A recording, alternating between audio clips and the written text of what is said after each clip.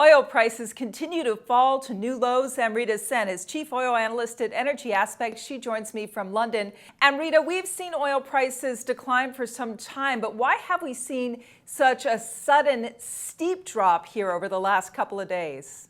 The latest oil price drop is really related to the overall macro environment and the fears coming out of the Chinese economy.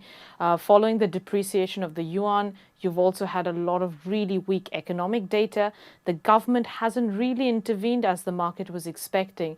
And as a result, the Chinese fear is now spreading across Asia. You've seen a broader kind of currencies across the region fall against the US dollar.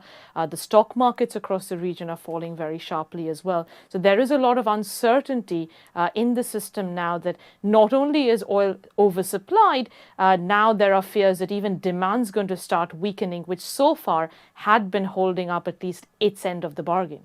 How long will it take from this point for the supply-demand equation to balance itself out, for some of that supplies to be removed from the market? I think, see, that's the key question over here, that we've seen about a year of low oil prices, and in general, it takes about 2 years to balance the market. You need sustained low oil prices for about 18 months to 24 months, we'd say. What ended up happening was we had a Q2 oil price rally. We had WTI and Brent go up into the 60s and some in the 70s as well. And that made the producers optimistic again, which is why they've brought on rigs, which you're seeing now in the US, that the rig counts keep increasing every Friday. That doesn't help at the moment, especially given the broader sentiment that's extremely bearish. But of course, at current price levels, at sub $40 for WTI, everybody's hurting, even $44 for Brent. OPEC and non-OPEC producers are hurting. So it will take time, but the rebalancing is absolutely underway. We've identified at least 5 million barrels per day of projects that have been delayed or cancelled.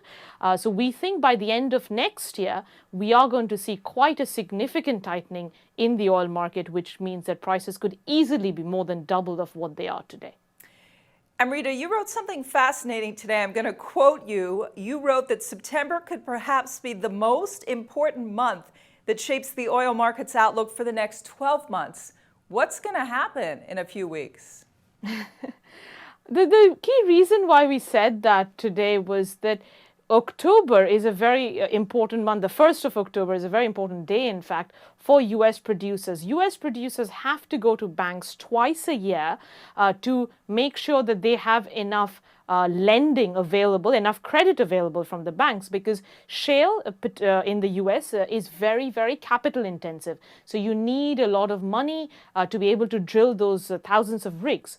What ends up happening now on the 1st of October is that the banks will look back at the last 12 months of WTI prices, which on average has been about $45 per barrel, if not lower.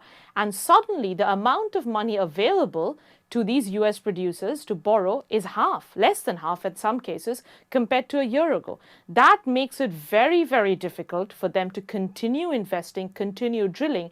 And I think that's why we are saying September is very crucial. If prices stay at these levels or even lower, we could actually see some bankruptcies taking place in October, which will then trigger the rebalancing of the supply-demand kind of both sides of the equation, but particularly on the supply side in Q4.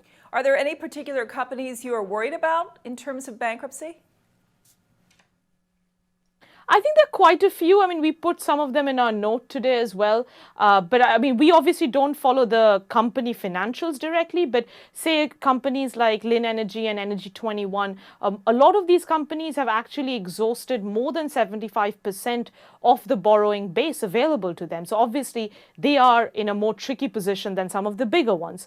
But of course, these are not the only two. There are a lot more out there. So the smaller to the medium size US independent companies are going to be the ones to watch out for. Amrita Sen, thanks so much for joining us. Thank you. I'm Rhonda Schaffler for The Street.